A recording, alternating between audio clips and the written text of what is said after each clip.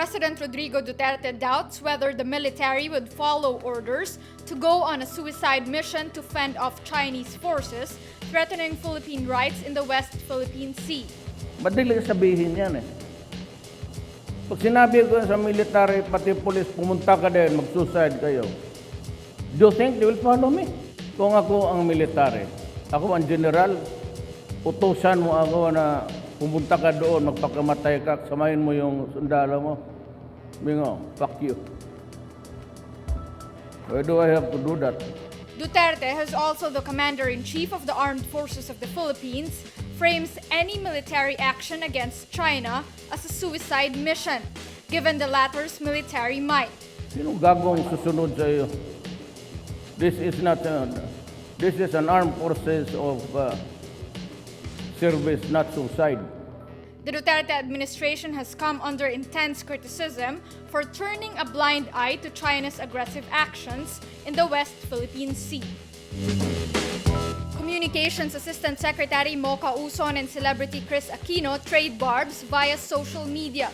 On Tuesday night, Aquino took to social media to slam Uson, saying the palace official crossed the line when she dragged her parents, anti-Marcos democracy icons Ninoy and Corazon Aquino, in defending Duterte. She challenged Uson to take her on. Uson's post showed Ninoy being kissed by two women before he disembarked from his plane and was shot at the tarmac. Uson says she made the post to defend Duterte from criticism over his act of kissing South Korea-based Filipino Bea Kim during a meeting with the Filipino community in South Korea over the weekend. Special Assistant to the President Bongo says Uson was expected to apologize to Aquino. During the press briefing, Go said he and President Rodrigo Duterte himself got Uson to agree to apologize. Sangayon naman siya sa amin ni Pangulong Duterte sa pag-sorry po. Yet Go also defended Uson, claiming she did not mean to hurt anyone's feelings. Tapusin na. Actually, ang sabi ni Mocha sa akin, ang purpose lang ng kanyang pag-upload na yun is pinapakita niya na itong pareho, both leaders, both are well-loved. According to Go, Duterte empathized with Aquino. After Aquino's challenge, Uson posts a video on her Facebook page. Ito po ang aking response sa live video ni Miss Kris Aquino. This is not about Kris Aquino. Tungkol ito sa paglagay ng mali siya sa isang halik. Itinumbas lang sa gawain ng ibang leader tulad ng tatay niya. Miss Aquino, this is not about you. Shortly after, Aquino hits back. You have a point.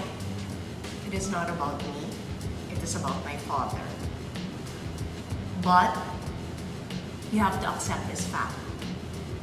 Laman at dugo niya ako. At karapatan ko na magsalita para sa kanya.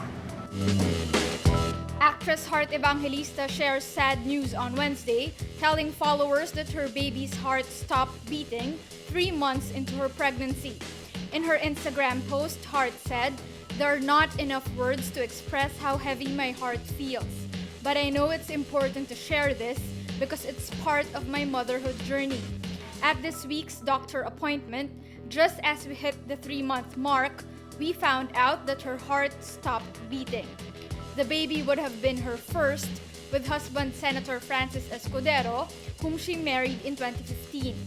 Hart says the child would have been named Mira.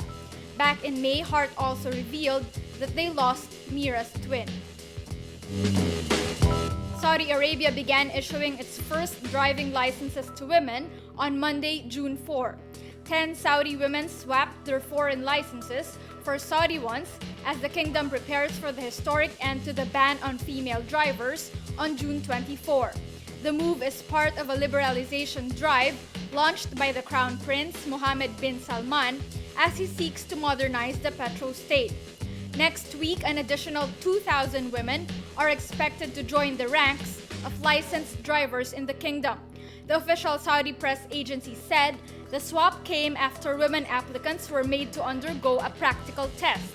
Saudi Arabia, the only country in the world where women are not allowed to drive, has long faced global criticism for what is seen as oppression of women.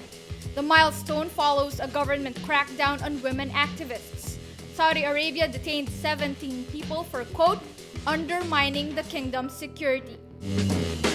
Rappler sources who requested anonymity gave accounts of the stabbing of Jeron Teng and his former LaSalle teammates, Thomas Torres and Norbert Torres. The attack last Sunday ended with the player sustaining multiple stab wounds from a ring knife. On Saturday night, Teng and Norbert Torres helped lead their teams, Alaska and Rainer Shine, to victories in the PBA Commissioner's Cup. After the game, Jeron, Norbert Torres, Thomas Torres, Jeron's girlfriend Jeanine Choi, and other friends attend a gathering in Bonifacio Global City. A source says after the gathering, a group of people nearby started to taunt them. One of them was a 40-year-old Filipino-American, eventually identified as Edmar Lacanlale, and the other was Williard Basili. Thomas and Jeanine heard the heckling, who, sources say, respectfully said there was no need to use curse words. But the suspect answered back and cursed Jeanine. Jeron and Norbert heard what was going on, but by the time they turned back, a fight had already broken out. Jeron found out what the suspect said to his girlfriend, got angry, but Jeanine tried to hold him back. Security also tried to break up the groups. By the time the two sides were separated, Thomas and Jeron sustained multiple stab wounds, while Norbert got slashed in the arm. Jeron was advised by doctors to stay away from physical activity for 1 month as his muscles healed. Thomas will likely recover for a longer time.